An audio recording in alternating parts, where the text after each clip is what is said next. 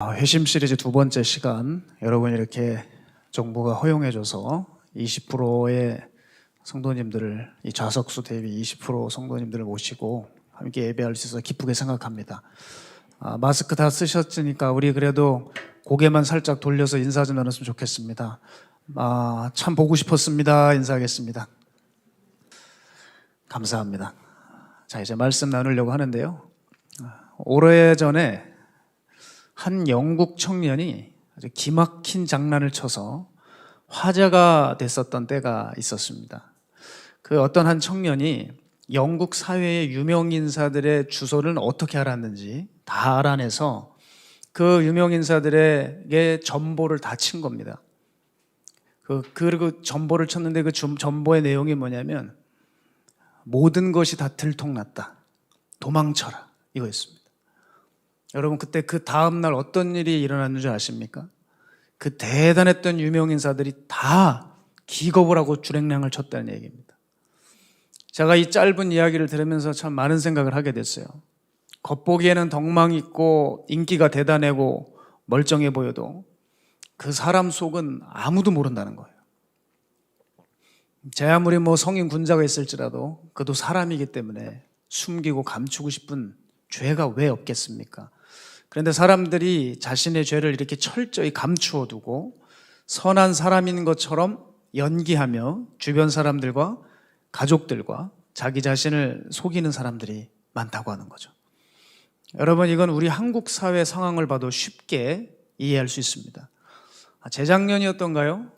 여러분, 듣도 보지도 못한 소위 미투 사건이라는 것이 터져서 우리가 잘 알고 있는 유명인사나 연예인들이 얼마나 참 추잡한 사생활과 성범죄를 일으켰는 그런 주범이었는지를 우리 국민들이 알고 그 민낯을 알고 정말 경악을 했던 시간들이 있었습니다.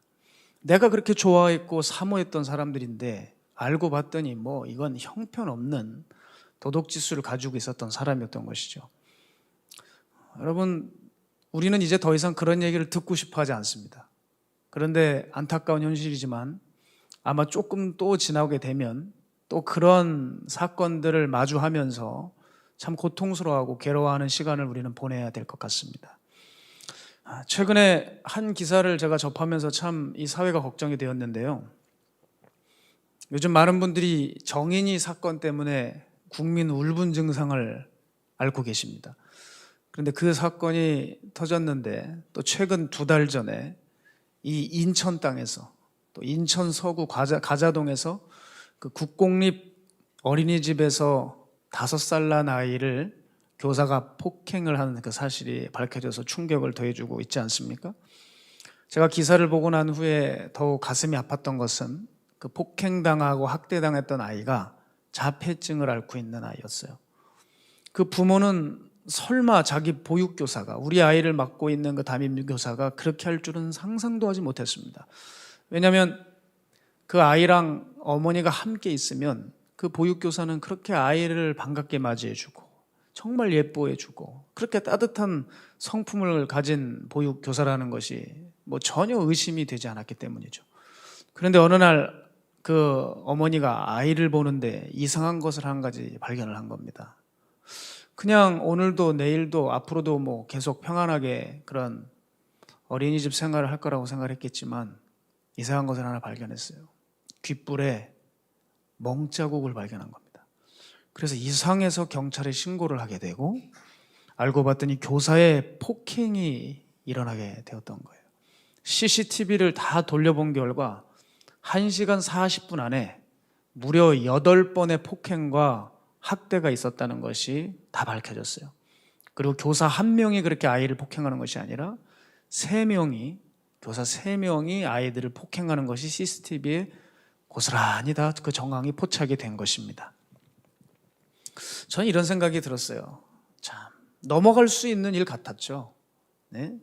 겉보기에 잘 이렇게 관리하기만 하고 표정 관리하고 행동 관리하고 처사하면은 이거 정말 아무도 모르게 감쪽같이 넘어갈 줄 알았죠.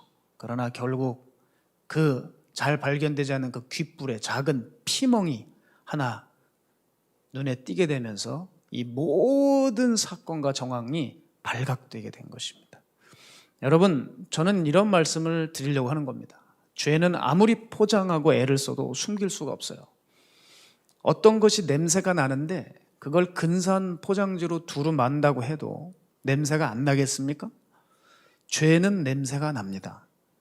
특히 죄의 향취는 강하고 진합니다. 그래서 냄새가 날 수밖에 없어요. 아무리 사람이 자기 포장과 연기의 달인이라고 해도 죄 가운데 계속 살고 있으면 그 죄는 드러나는 것이 시간 문제라는 거예요. 그런데 사람들이 대단히 착각하는 것이 있어요. 나의 죄가 영원히 가려질 줄 알고 자기의 의롭다함과 선함을 계속 드러내고 있다는 거예요. 여러분, 저는 요즘 세상이 왜 이렇게 시끄러운가 살펴봤는데 한마디로 이것 때문입니다. 좀처럼 죄를 인정하지 않아요. 자기 의로움만 계속 브리핑하고 있습니다. 요즘 현대인들이 얼마나 대단한 능력을 가졌는지 모릅니다.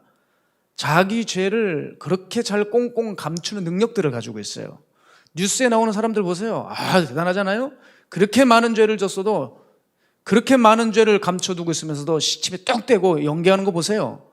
그리고 죄가 발각이 됐어요. 발견이 됐는데도 어떻게 됩니까? 오히려 방귀 낀 놈이 성낸다고. 이게 자기가 더 화를 내면서 오히려 그것을 지적한 상대를 향해 거품을 몰고 그런 공격을 해대고 있지 않습니까?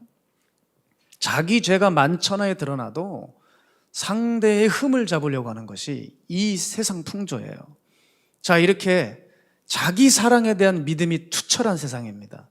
다른 사랑에 대해서는 식어지고 저무는데 자기 사랑에 대한 것은 흔들림이 없어요. 얼마나 자기를 높이고 남은 밟고 판단하는지 온 세상이 구역질 날 것 같지 않습니까? 우린 요즘 이 시대에 꼭 필요한 말씀이 있다면 바로 로마서 2장 1절이에요.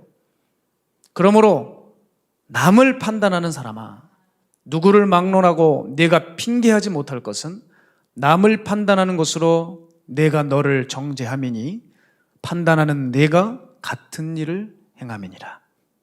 이게 무슨 말입니까? 남의 잘못을 지적하고 있는 내 첫 번째 죄가 지금 드러나고 있다.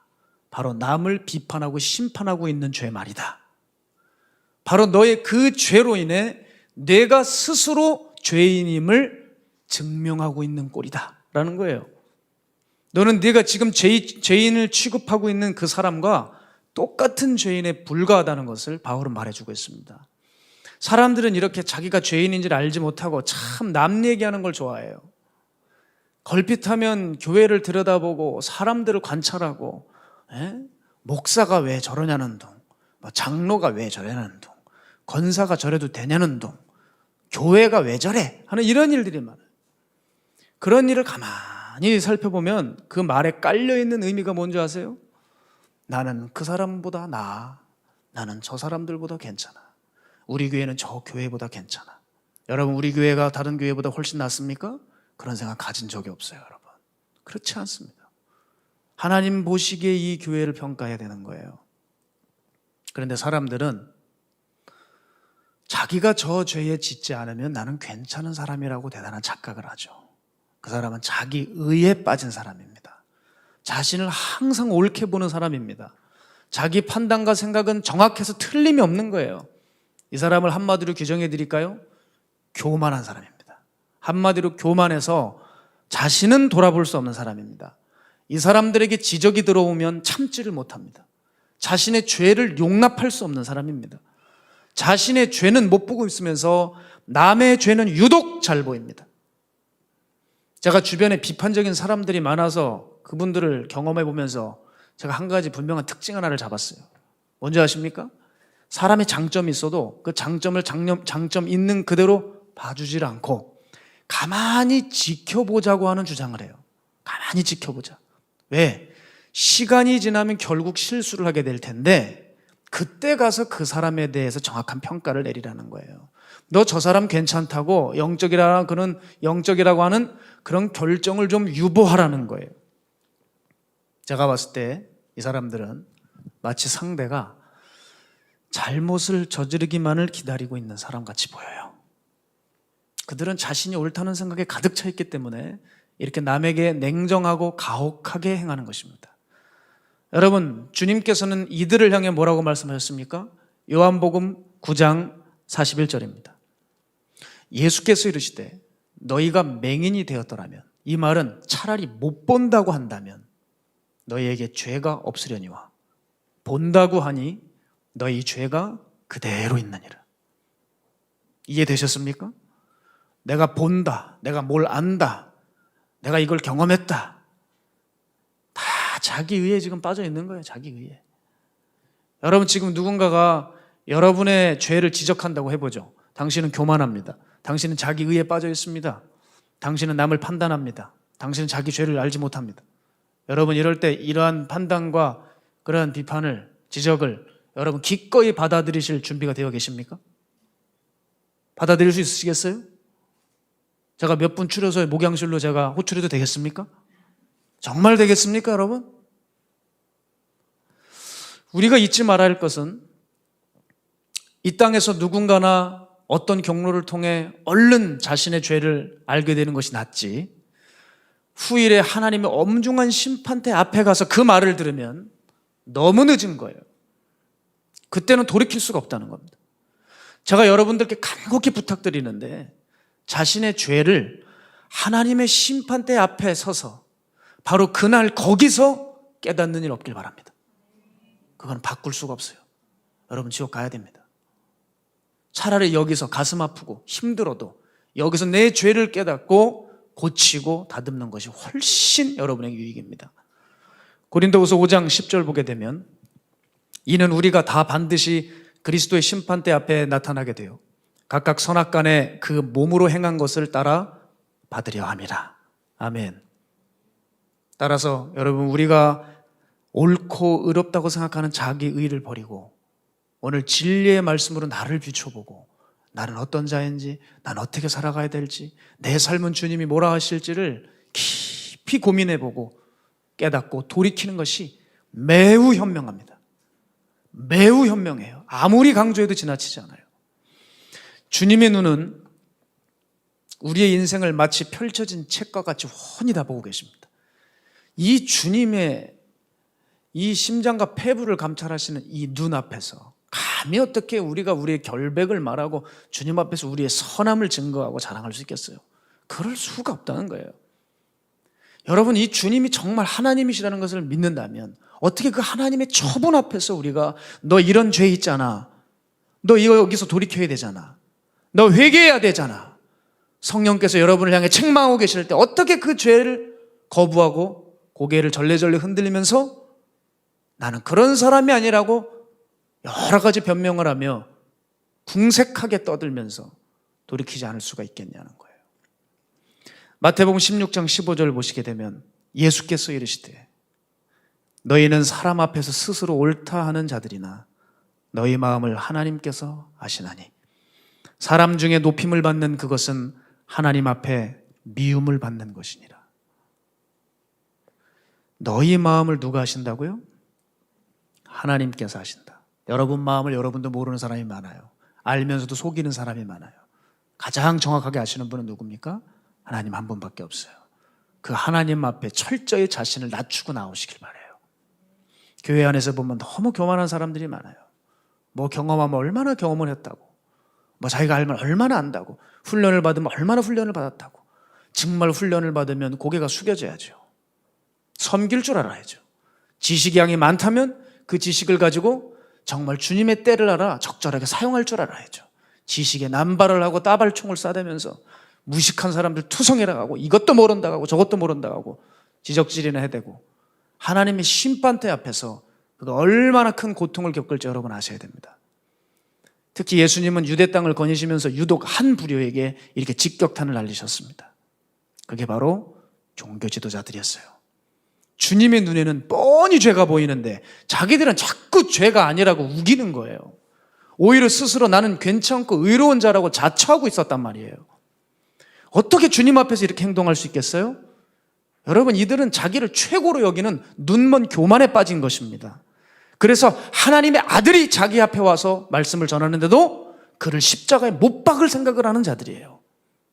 교만의 날을 휘두르면서 예수님을 얼마나 숱하게 공격을 했습니까? 예? 이 가라지들은 마지막 때에 알곡들을 엄청 공격할 겁니다. 예? 엄청 공격해요. 자기가 가라지인지도 모르고 이것이 마치 하나님의 뜻인 양, 어떤 하나님의 교회를 세우는 것인 양, 정의의 사도 흉내내면서 엄청 칼날을 휘두르고 말 거지만 결국 그건 자기를 찔러 죽이는 자살 행위나 마찬가지라는 것을, 그것과 진배 없음을 여러분 기억하셔야 되는 거예요. 교만의 날을 휘두르면서 예수님을 공격하는데 그 중 하나가 오늘 본문이죠. 수종병에 든 사람을 예수님께서 안식일에 고치셨습니다. 이 저자인 누가는 자기가 의사였기 때문에 그 환자가 어떤 병에 걸렸는지 정확하게 구체적으로 기술을 해놓았어요.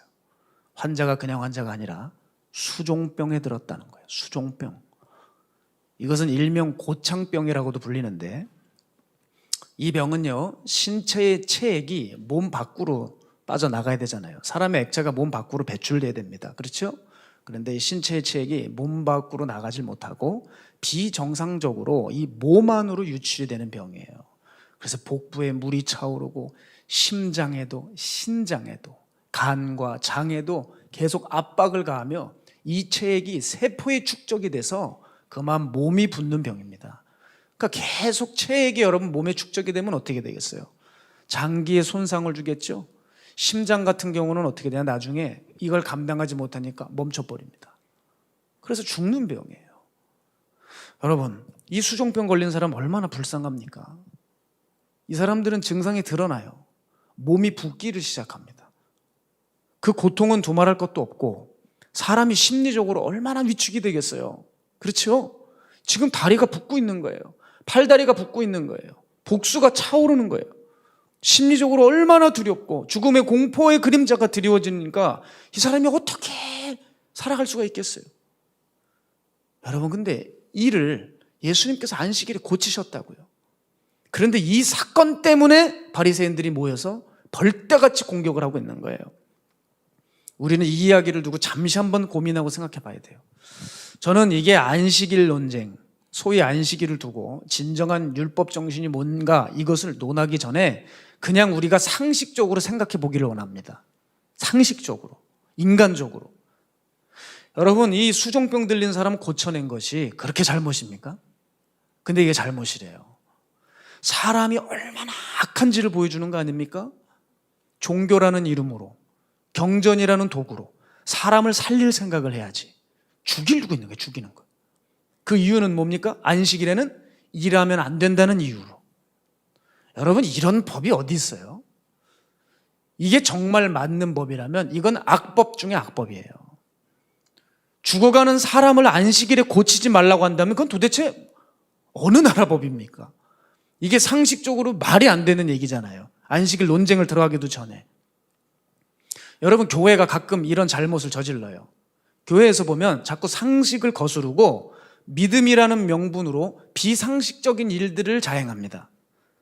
특별히 무슨 일이 있냐면 암병 걸린 환자들 믿음으로 기도로 고친다고 해서 병원 안 보내는 목회자들도 있어요.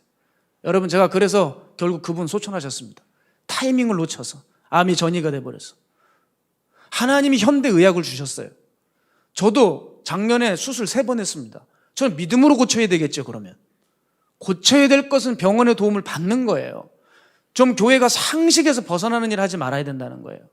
물론 하나님께서 초자연적인 역사를 일으키시죠. 그러나 하나님은 절대 비상식적이고 비인격적인 방법을 통해서 당신의 일을 진행하지 않으십니다.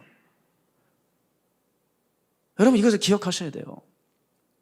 그런데 교회가 가끔 믿음 하면서 상식을 깨트리고 사회에 무리를 일으키는 방식으로 자신의 믿음을 표현하는 경우가 있는데 이건 대단히 잘못된 일이라는 거예요. 자, 어쨌든 이 죽어가는 사람을 안식이라는 날에 예수님이 고치셨다고 비방을 하고 있는데, 아니, 자기들이 종교 지도자들이면 자기들의 기도로 못 고쳐줬으면 예수님한테 고마워할 일이지, 이게 예수님을 못 잡아먹어서 안달이 날 이야기입니까? 이게 유대의 종교 지도자들이었다 이 말이에요. 이게 얼마나 상식적으로 도덕적으로 문제가 많은 사람입니까? 그렇죠? 예? 웬 사람을 살려줬는데, 죽어가는 사람을 살렸는데 왜 여기에 시기와 질투가 들어가요? 감사가 있어야 되고 당연한 것이 돼야 되는 거잖아요. 맞습니까? 그러니까 안식일 논쟁으로 들어갈 필요가 없어요. 이게 뭐 신학적으로 얘기할 건덕지도 아닌 거예요. 가만 보면. 그럼 또 유대인들이 섭섭해할 테니까 얘기 잠깐 해드릴게요. 유대인들 입장에서 보면 안식일을 지키라는 것이 모세의 십계명에 나와 있어요. 율법의 으뜸이 십계명 아닙니까? 여기서 다 파생된 그 율법 아니에요? 십계명의 철칙입니다. 그리고 유대인들에게는 정말 이것을 생명같이 여깁니다. 안식일을 지켜라. 이게 무슨 말이에요 도대체? 여러분 안식일이 뭡니까? 창세기만 읽어봐도 그냥 알 수 있는 거잖아요. 하나님이 6일 동안 천지 창조하시고 난 후에 수고하셔서 내가 7일째 되는 날 쉬겠다. 그러니 너희 이 7일째 날은 너희들 거룩한 날로 여기고 하던 일 멈추고 나 여호와를 예배해라. 뭐 이런 거 아니겠어요? 그런데 여러분 사람들이 이 일이 뭔지에 대해서 아직 개념을 못 잡았다는 거예요. 하던 일을 멈추고 이게 뭘까요? 물론 안식일이라고 하는 단어는 히브리어로 샤바트입니다. 샤바트. 이 샤바트는 일을 중지하다, 행동을 멈추다 뭐 이런 뜻을 가지고 있어요. 그래서 하던 일을 멈출 수 있습니다. 제가 신학대학원 가서 보니까 그 아주 유대인 풍습을 공부 많이 하신 학자분이 계셨어요. 그분이 이런 얘기 하더라고요. 유대인들은 실제로 안식일에는 엘리베이터 버튼도 못 누른대요. 이것도 일이랍니다. 이게 일이라고. 이 정도면 어느 정도인지 아시겠죠? 예? 뭐 더 이상 설명할 가치가 없습니다. 아니 집에 가려면 눌러야죠. 이게 왜 일입니까? 여러분 그런 일이 아니라는 거예요. 그런 일이 아니다.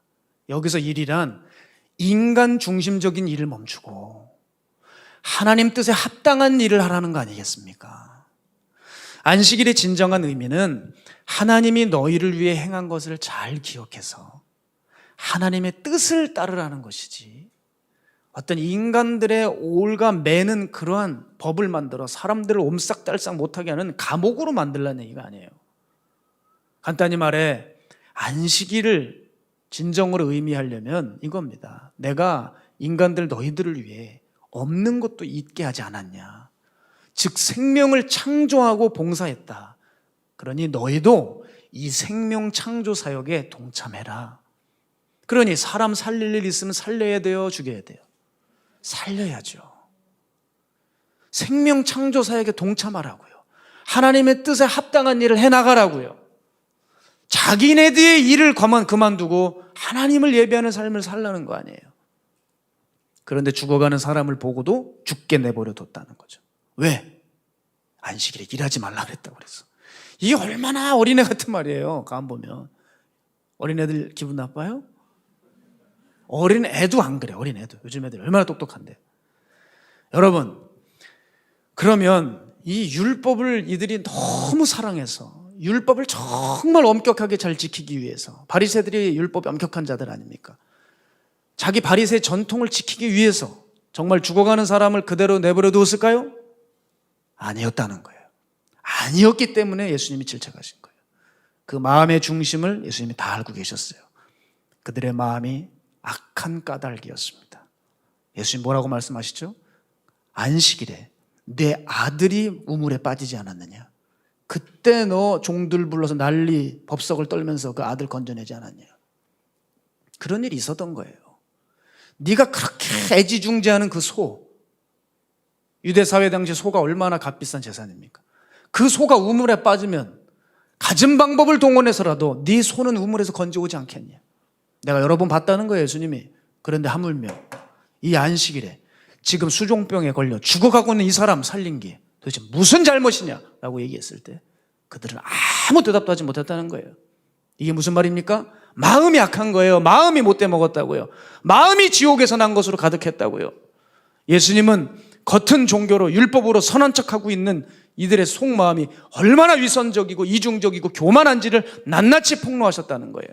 그들이 아무리 경전으로 율법으로 죄를 감추려고 해도 소용이 없는 겁니다, 여러분. 인간의 죄는 지독해서 결국 언젠간 드러나게 되어 있어요.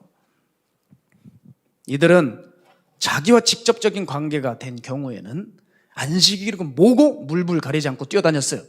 그러나 자기와 무관한 일을 만나게 되게 되면 그때부터는 율법 운운하고 있는 모세의 자리에 기어 올라가서 율법의 잣대로 사람들에게 갖다 대는 이 위선적인 죄를 짓고 있었고, 심지어 예수님을 감히 비판하는 말도 안 되는 짓을 하고 있었다는 거예요. 여러분, 갑자기 저는 이런 생각이 듭니다. 우리 교회 안에 비판의 영들이 다 떠나가야 돼요. 우린 정말 하나님 보시기에 올바른 주의 자녀로, 종으로 서야 될 것입니다. 비판하지 마세요. 사랑하세요. 섬기세요. 나를 좀 보세요. 우리는 바리새인들과 같이 충분히 이런 짓을 할 수 있다는 거예요. 여러분, 이들은 지금까지 이렇게 엉망진창으로 살아왔으면서도 듣는 얘기는 뭡니까? 명망 높은 선생, 도덕 군자, 때로는 성자라는 얘기까지 들었어요. 이들이 구원받지 못하면 누가 구원받겠냐 하는 그런 인식이 유대 사회에 팽배했던 것입니다. 그러나 예수님의 눈은 속일 수 없었어요. 그 심장과 배부를 감찰하시는 그 주께서 그들의 속마음을 훤히 꿰뚫고 보시면서 그들의 실상을 제자들에게 이렇게 말씀하셨습니다. 마태복음 23장 3절에서 7절 함께 읽기 원합니다. 시작.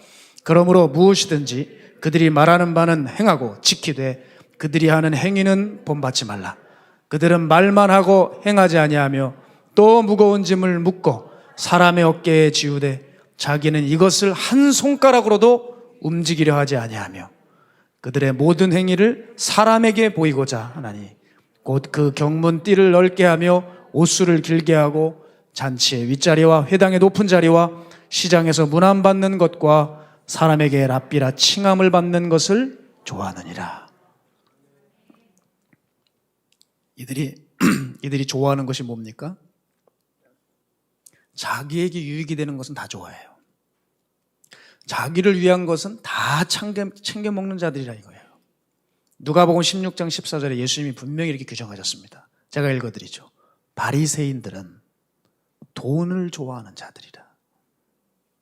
얘기 다 한 겁니다. 이제 끝났어요. 요즘 이 시대에 종교가, 교회가 돈에 연관되는 것이 얼마나 많습니까? 중세교회가 그 돈 때문에 무너졌으면 현대교회가 정신 차려야 되잖아요. 많은 사람들이, 목사님들이 강의하고 중세교회가 어떻게 무너졌는지 강의하고 설교하고 브리핑을 하면서 자신들이 돈에 얽매여 있는 거예요. 교회가 돈 따라가고 있는 거예요. 돈이 되는 일만 하고 있는 거예요. 말이 됩니까? 바울은 이렇게 말합니다. 로마서 2장 21절 23절 얼마나 사람들, 이 지도자들이 위선적인 것을 여기서 폭로하고 있어요. 함께 읽겠습니다. 시작. 그러면 다른 사람을 가르치는 내가 내 자신은 가르치지 아니하느냐? 도둑질하지 말라 선포하는 내가 도둑질하느냐? 간음하지 말라 말하는 내가 간음하느냐? 우상을 가증히 여기는 내가 신전물전을 도둑질하느냐? 율법을 자랑하는 내가 율법을 범함으로 하나님을 욕되게 하느냐? 이 완벽한 언행불일치를 보라는 거예요. 도둑질하지 말라면서 자기가 도둑질하고, 간음하지 말라고 하면서 속으로는 이성을 보면서 음란한 마음을 품고 있고, 말씀하면서 자기는 삶에서 불순종하고 있는 이 정확한 언행불일치, 이것에 대해서 바울은 지적해주고 있는 거예요. 그리고 여러분, 이것이 바로 우리일 수 있어요. 여기 있는 저일 수 있어요. 우리는 우리 자신을 더 이상 미루지 말고 지금 진단해야 됩니다. 진단은 영어로 diagnosis입니다. 이 영어 단어를 분석해 보면 헬라어 두 단어가 합쳐져서 이루어진 단어입니다. 그래서 이 진단이라고 하는 것은 무슨 뜻이냐면 철저히 알다라는 뜻이에요. 철저히 알다. 여러분, 가령 예를 들어 보겠습니다. 자, 의사들이 병을 고치려고 하면 어떻게 합니까? 병을 잘 고치려면 어떻게 돼요? 환자의 상태를 철저히 알아야만 고칩니다. 그래서 어떤 사람이 명이냐고 사람들이 말할 때 누가 명이라고 꼽죠? 환자의 상태를 정확하게 파악하는 의사. 심지어 모르던 병도 다 끄집어내는 의사가 바로 명의입니다. 여러분, 저도 성대 수술을 했어요. 성대를 무리하게 사용해서 성대에 작고 긴 홈이 파져 있습니다. 이걸 성대구증이라고 그래요. 그래서 바람 빠지는 소리가 나고 발음이 잘 안 되고 말하기가 굉장히 힘든 병이에요. 설교 사역을 지금까지 해온 것도 주님의 은혜라고 저는 생각을 해요. 그런데 저는 성대구증만 수술하는 줄 알았는데 이분이 정말 명의는 명입니다. 놀라운 걸 하나를 발견했어요. 당신은 어릴 적인지 언젠지 모르겠지만 세균이 침입을 해서 오른쪽 성대를 움직이고 하는 그 근육이 마비 증상이 있다는 거예요. 그러니까 여러분, 성대는 이렇게 두 짝으로 이루어져서 이렇게 그 두 개가 이렇게 비벼지고 진동을 일으키면서 소리가 나가는 건데, 그러니까 한쪽, 왼쪽, 오른쪽 해서 50, 50 힘을 합쳐야 100으로 나가는 거예요. 근데 저는 왼쪽은 50으로 제 역할을 하는데 오른쪽은 30만 움직이고 있다는 거예요. 그래서 나머지 부족한 오른쪽의 20을 왼쪽이 그동안 그 가동을 무리하게 해서 써왔다는 거예요. 저는 정말 왼쪽 성대가 파였습니다. 아, 그렇구나. 남들은 100으로 성대를 쓰는데 나는 80으로 살아온 거예요. 참, 주님의 은혜죠. 이 정말 연약한 성대를 가지고 지금까지 사역을 한 게 주님의 은혜 아니면 제가 뭐라고 달리 설명할 방법이 없습니다. 자, 명의는 뭐예요? 정확하게, 철저하게 다른 병까지도 발견해내서 치료를 해주는 거예요. 안타깝게도 이 병은 그렇게 완치가 안 된답니다. 여러분, 기도가 필요해요. 주여, 마비된 20%가 돌아오게 하여 주시옵소서. 아멘. 네, 고맙습니다. 여러분, 이와 같이 철저히 알아야 병을 고칩니다. 그런데 사람들은 이상하리 많지 정확한 영적 진단을 싫어한다는 거예요. 당신 이런 죄의 질병에 걸렸어 하면 기분 나빠요.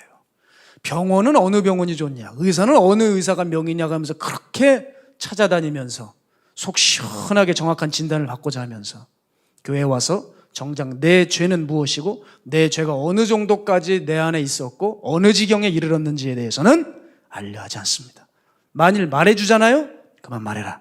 더 이상 듣고 싶지 않다. 나는 지금 격려와 위로가 필요한 사람이에요. 그거 왜 자꾸 죄 얘기를 하고 있어요? 짜증나게. 응?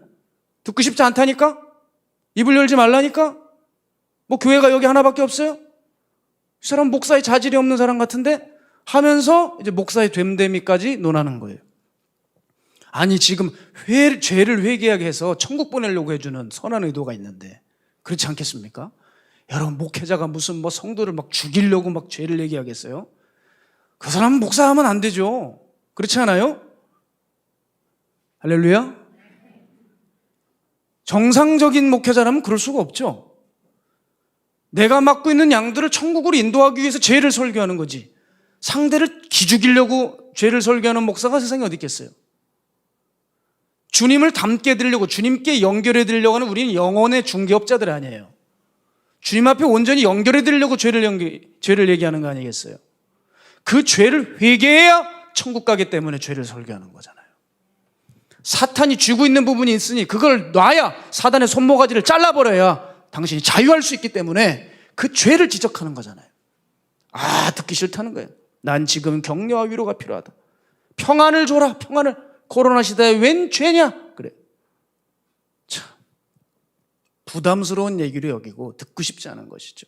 여러분, 그러면서 주장하는 게 뭔지 아세요? 이거 보세요. 나 그래도 들을 만큼 들은 사람이에요. 나 교회 30년 다녔어. 나 장로야. 장로예요. 나 위원장이에요. 뭐 나 권사예요. 나 아무개예요. 이런 말하고 있다고요. 지금 속 시원한 사람도 있으실걸요? 얼마나 교회에서 권세 노름을 하고 있는지 몰라요. 뭐 계급장입니까 그게? 예? 하나님 앞에서 풀썩 먼지나는 아무것도 아닌 것들이에요. 그런 거 믿으십니까? 그래서 우리 교회는 다 세인트예요. 세인트. 성도라 이 말이에요. 성도. 얼마나 좋습니까? 이상하죠? 진단을 들으려 하지 않아요. 정확한 진단이 있어야 정확한 처방이 나오고 빠른 치유가 일어나는 거 아니에요? 아, 근데 진단을 안 들려고 해요. 병명을 알고 싶어 하지 않아요. 당신 병이 있다 그러는데 병이 없다고 우겨요. 설교자들이 죄 설교하고 회개 설교하면 사람들의 태도가 딱 이래요. 뭐? 죄? 회개하라고 나보고? 나는 선한데? 아유, 오늘 설교 주제는 나하고 맞지가 않다. 나는 어제도 뭘 했고 그제도 뭘 했고 앞으로도 뭘 할 건데 하고서 난 적어도 이렇게 살지 않았다는 것을 얘기하는 거예요. 오늘 설교 만약에 누군가가 듣고 있어요. 아, 거참 저 목사, 젊은 목사 같은데 거참 거슬리는 설교를 하네. 이러면서 설교 시간에도 딴 생각을 하고 있고 집으로 휙 가버리거나 지금 얼른 유튜브 딱 꺼가지고 아유 재수없어 이러면서 다른 유튜브 채널로 들어갈 거예요. 잘못 눌러서 마가의 다락방으로 들어갔어요. 박 목사님이 회개하세요. 하나님의 심판대 앞에 설 거예요. 이건 뭐야 하고 또 다른 데로 도망가고 이런 철새 노름하다가 때 되면 뭐 어떻게 되시겠죠. 여러분, 저는 정죄하는 게 아니에요. 오해하지 마세요. 돌아오길 원해요. 돌아오길. 진단을 들어야죠. 그래서 죄 설교할 때 보면 사람들이 금세 지루해 하십니다. 제가 여러분 오늘 이렇게 힘있게 전하는 줄 아세요? 죄 설교할 때 보면 사람들이 지루해해요. 딴청을 부려요. 근데 여기는 아무도 안 계신 그런 것 같아요. 할렐루야. 오랜만에 만나서 그런 거예요. 오랜만에 만나서 이렇게 하는 게 좋은 것 같아요. 여러분, 사람들이 죄 설교하면 금세 치료해요. 왜 그런 줄 아세요? 자기 자신이 그 죄와 상관이 없다고 생각하는 교만에 빠져 있기 때문이에요.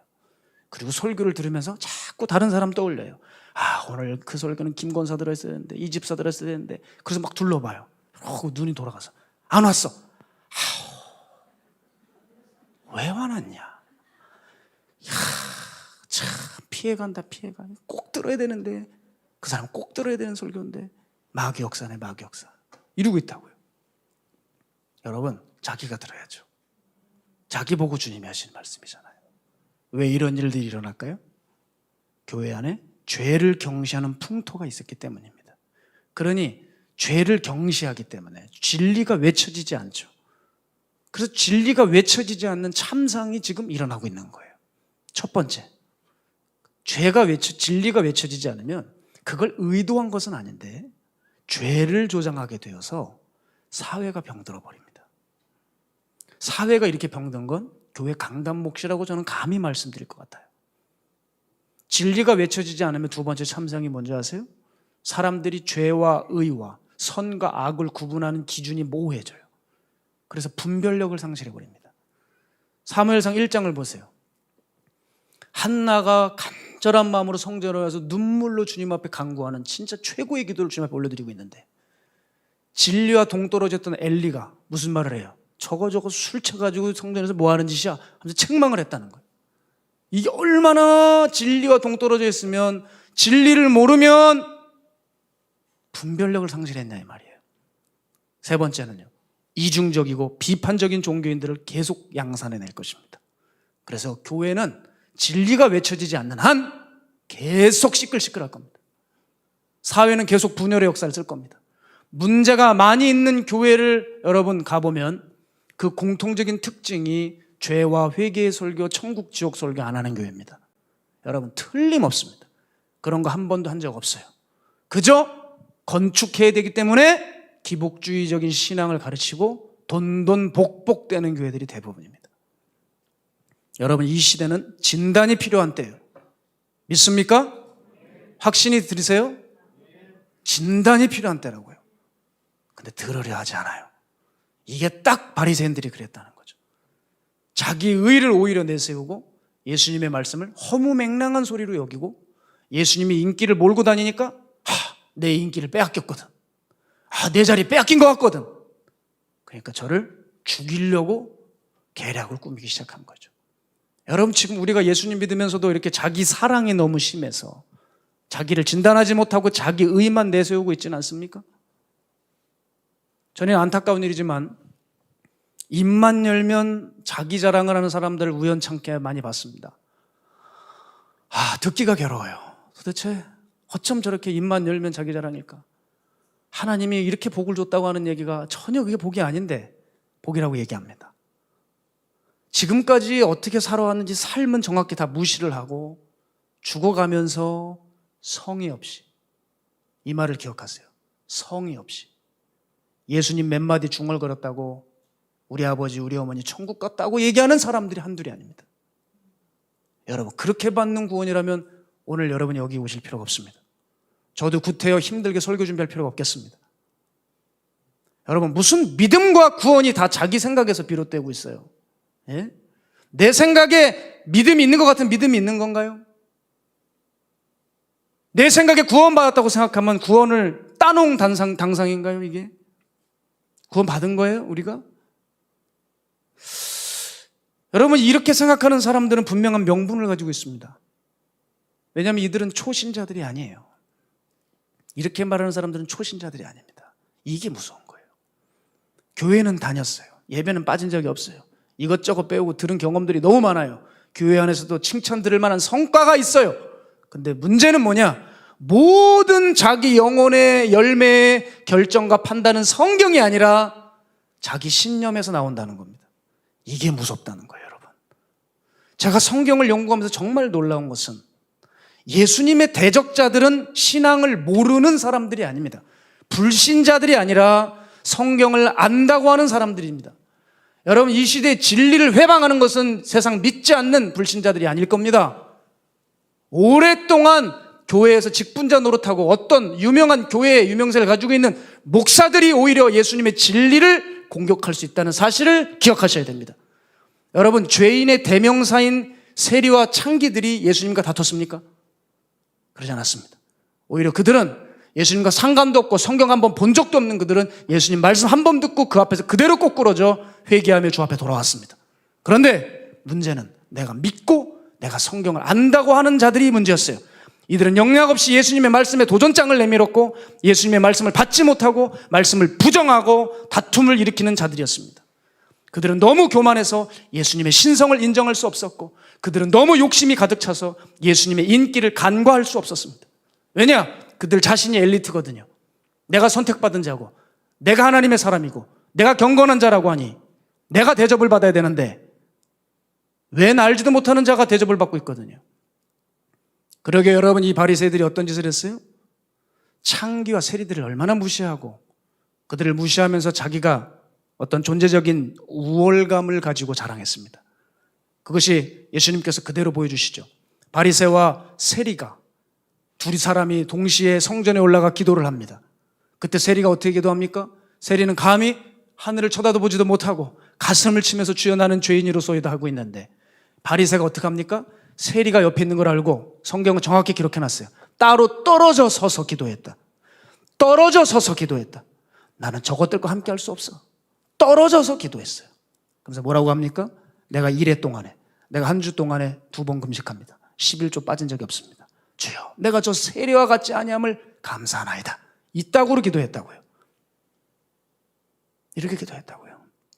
나는 저 세리와 같지 않음을 감사합니다. 저는 이런 생각이 들더라고요. 맞아, 너는 세리와 같지 않아. 세리처럼 겸손하지 않아. 세리처럼 심령이 가난하지 않아. 넌 세리처럼 천국 가지 않아. 너하고는 세리하고 분명히 다르지. 내 그런 생각이 들어요. 그렇지 않습니까?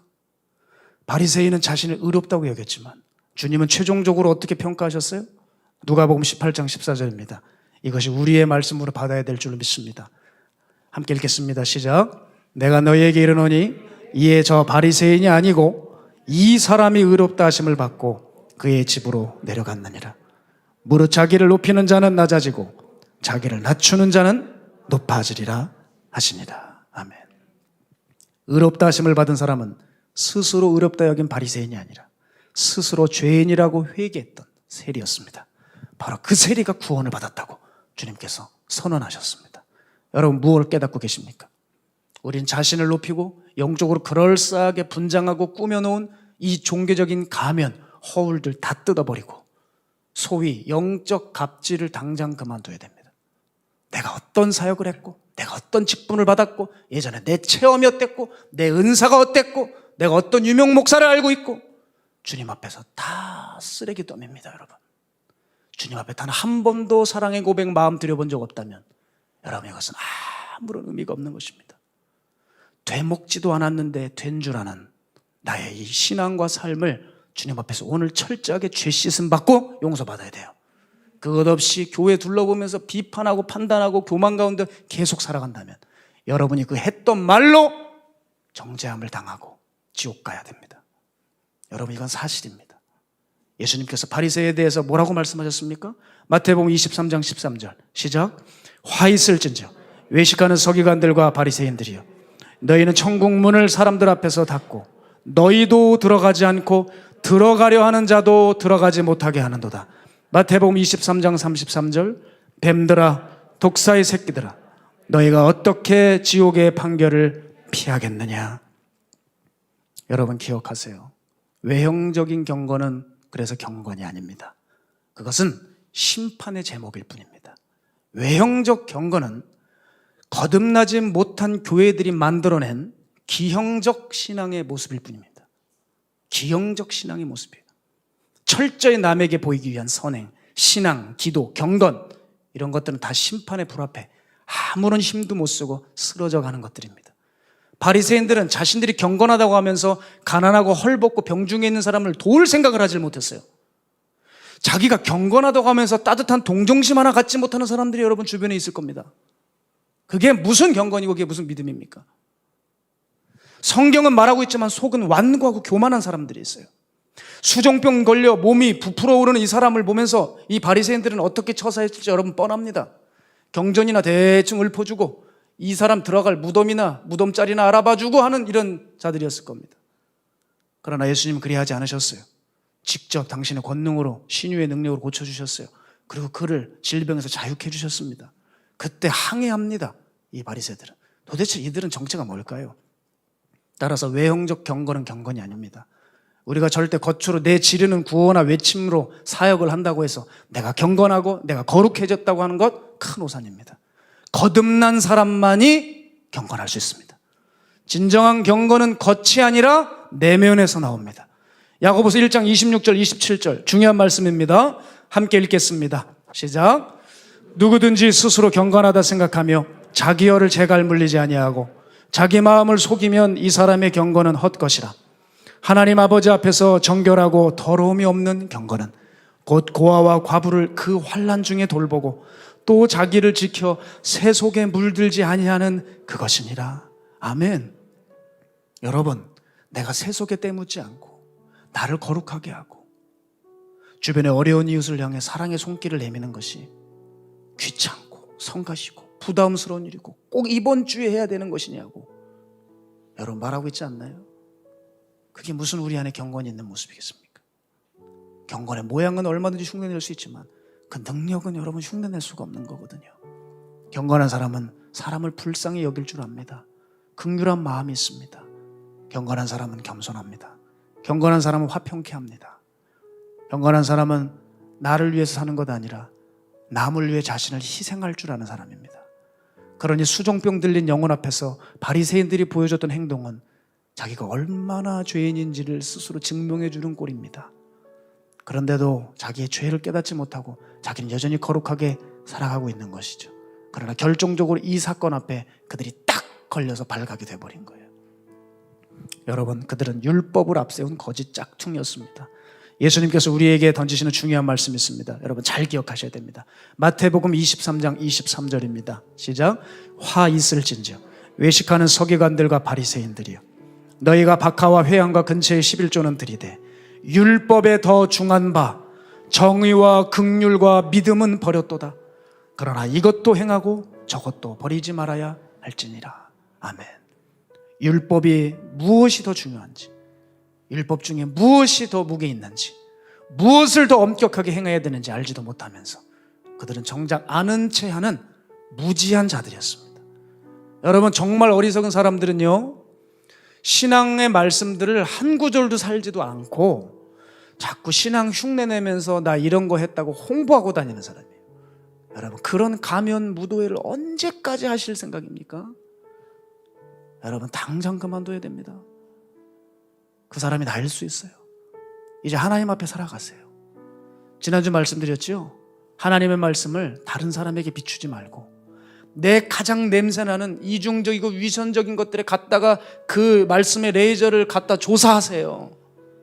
그래서 내가 누구인지를 분명히 깨달으세요. 나를 진단하여 철저히 나를 아세요. 교회가 이 얘기를 제대로 못 해주니까 엉뚱한 가수가 와서 너 자신을 알래잖아요. 예? 무슨 얘기인지 모르십니까? 너 자신을 알래잖아요. 웬 소크라테스를 그렇게 찾아요? 예? 주님께서 얼마나 말씀하신 건데. 달란트 많아도 소용없어요. 여기 있는 목사라도 자기 자신을 진단하는 것에서 넘어갈 수 없어요. 이 말씀하고 말씀을 정리하죠. 우리 박보영 목사님의 멘토이신 차세자 전도사님, 이분이 이루리라는 집에서 그 기도원에서 큰 사역을 일고 가셨습니다. 특별히 신유 사역, 병이 고치는 사역이 대단했었다고 해요. 소아마비, 중풍, 암은 뭐 맨날 낳고요. 에이즈까지 고침을 받았다고 해요. 그때 연예인들이 이 소문을 알고 연예인들이 그렇게 거길 많이 왔답니다. 일전에 이곳에 와서 말씀 전해준 이영광 목사님이 그 차전도사님과 어렸을 때부터 같이 생활했던 그런 목사님이에요. 그 이루리 집에 가보면 그렇게 사람들이 바글바글한데 TV에 나온 사람들이 거기 앉아있대요. 그중에 병 고쳐서 지금까지 활동하고 있는 연예인도 있다고 하더라고요. 그런데 여러분, 이상한 일이 일어나는 거예요. 그 많은 사람들이 그 전도사님께 기도를 받고 치유를 받았는데 유독 치유가 안 되는 부류가 있었다는 겁니다. 그 부류가 바로 목회자들, 장로들 부류였대요. 이들은 병이 낫질 않고 다 죽어버렸답니다. 그렇게 잘 믿음이 들어가지 않은 것 같았답니다. 여러분, 왜 그랬을까요? 우리는 금세 추측할 수 있습니다. 내가 안다고 하는 교만이 있지 않았겠어요? 나도 모르게 판단하지 않았겠어요? 나도 모르게 의심이 들어가지 않았겠어요? 여러분, 주님의 말씀 앞에, 순종 앞에 자신을 깨트리는 것은 이렇게 직분자일수록 내가 뭘 알았다고 하는 사람일수록 굉장히 어려울 수 있어요. 예수님의 진리는 오히려 목회자에게서 가장 동떨어져 있을 수 있어요. 이것이 저에게 가장 불안하고 두려운 일입니다. 여러분, 우리는 아무것도 아니에요. 우린 주님의 피공로 아니면 설 수 없어요. 은혜 아니면 멸망의 자리에서 나올 수 없어요. 그런데 자신을 선한 사람, 거룩한 사람, 하나님을 사랑하는 사람이라고요? 이런 평가를 누가 저에게 하면 저는 가당치도 않습니다. 저는 그러지 못해서 항상 괴로워하거든요. 전 제 자신을 생각하면 구역질 나는 사람이에요. 저는 그저 구원의 은혜가 덧입혀져서 이 자리에 서 있는 거예요. 오늘 제가 여러분이 힘있게 아주 강하게 설교하는 것 같지만 여러분, 제가 잘나서 그런 거 아니에요. 구원의 은혜가 있었기 때문에, 그 주님이 함께 해주시는 그 만지심이 있기 때문에 지금 제가 여기 있는 거 아니겠어요? 성대도 아픈데 어떻게 이렇게 강하게 설교할 수 있겠어요? 주님께서 필요하신 말씀이니까 이렇게 전하게 하지 않으시겠습니까? 저는 그렇게 생각을 해요. 여러분, 사도 바울을 보세요. 나는 만삭에 나지도 못한 자라고 했어요. 난 죄인 중에 괴수라고 말하지 않았습니까? 우리는 자기 의의를 이렇게 철저히 경계해야 돼요. 자기 죄를 숨길 수 있다는 생각을 버리세요. 오늘 이 시간에 기왕 나오셨으니 기도할 때 회개하시기를 바라요. 바라기는 회개하는 영혼들에게 주께서 진리의 빛을 여러분의 삶에 비춰주사 우리 안에 있는 자기의 의의를 깨트리시고 그 진리의 말씀으로 내 자신을 정확하게 비추셔서 내가 얼마나 죄인인지를 깨닫게 하시는 은혜가 있기를 소망합니다. 내가 어느 교회 직분자였습니까? 내가 나름 기도하는 사람입니까? 어떤 은사를 받았습니까? 자랑할 것이 많은 사람입니까? 그러면 내가 과연 지금 무엇을 남기고 있는지 확인을 하세요. 내 인격의 열매를 보세요. 내 사역의 열매를 보세요. 내가 지나간 자리에 무엇을 남기고 있는지 확인하세요. 진정한 그리스도인이라면 그리스도인의 향기가 남습니다. 십자가만 남을 겁니다. 내 이름도 내 명예도 내 사역도 경력도 다 사라지고 오직 우리는 십자가만 남게 해야 됩니다. 꼭 그 은혜의 길 걸어가시기를 간절히 주의 이름으로 축복합니다. 오늘 받은 말씀 기억하시면서 오늘 주님 앞에 봉헌하는 시간 갖도록 하겠습니다. 오늘 우리가 보기 원합니다. 오늘 우리가 온전히 걷기 원합니다. 오늘 온전히 믿음으로 주님을 기쁘시게 하기 원합니다. 우리의 마음의 전심을 주님 앞에 고백하는 찬양 되기를 소망하며 주님 앞에 봉헌합니다. 똑바로 보고 싶어요. 똑바로 보고 싶어요. 주님 온전한 눈짓으로 온전한 눈 하나님, 이것이 우리 회개의 찬양이 되게 하여 주옵소서. 똑바로 보고 싶어요.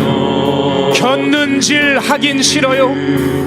걷는질 하기 싫어요. 주님 감사합니다. 하지만 내 모습을 온전치 세상이 보는 눈은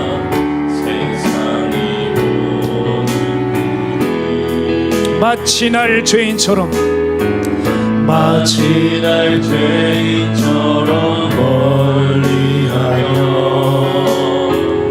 외면을 하네요. 주님, 이 낮은 자를 주님이 이 낮은 자를 통하여 어디에 쓰시려고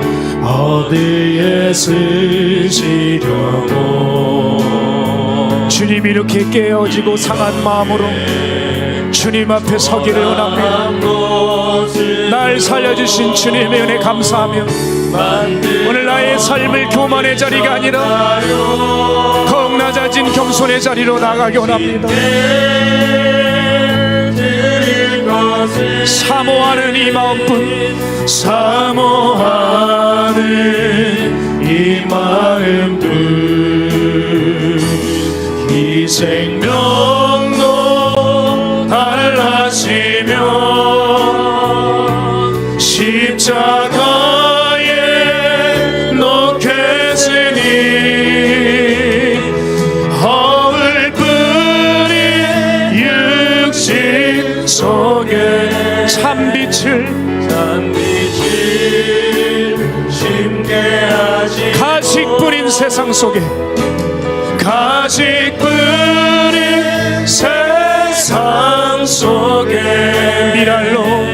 미랄로 썩게 하소서. 다시 한번요. 주님 이 낮은 자를 통하여 주님 이 낮은 자를 통하여 어디에 쓰시려고 어디에 주님 앞에 겸허한 마음을 회복합시다. 이렇게 초라한 모습으로 초라한 모습으로 만들어 놓으셨나요? 당신께 드릴 것을 사모하는 이 마음뿐, 사모하는 이 마음뿐 이 생명도 드릴 수 있는 믿음 되게 하옵소서. 이 생명도 달라지며 십자가에 놓겠으니 허울 뿌린 육신 속에 참빛을 심게 하지 못 가식 뿌린 세상 속에 가식 뿌린 세상 속에 미랄로 썩게 하소서. 미랄로 썩게 하소서. 미랄로 썩게 하소서. 주님 미랄로 썩게 하소서. 우리 이 시간 기도하며 나아갈 때 하나님 나의 교만하고 자기의 죄를 버리고 이제 겸손하게 주님 말씀에 순종하며 나의 인생의 주권을 주님께 내어드리는 거룩하고 아름다운 인생 걸어가겠노라고 외형적인 경건, 이 기형적인 신앙을 벗어던지고 참된 경건으로 주님 원하시는 신앙으로 거듭나겠나이다. 주여 함께하여 주옵소서. 우리 주님의 이름 한번 외치고 기도합니다. 주여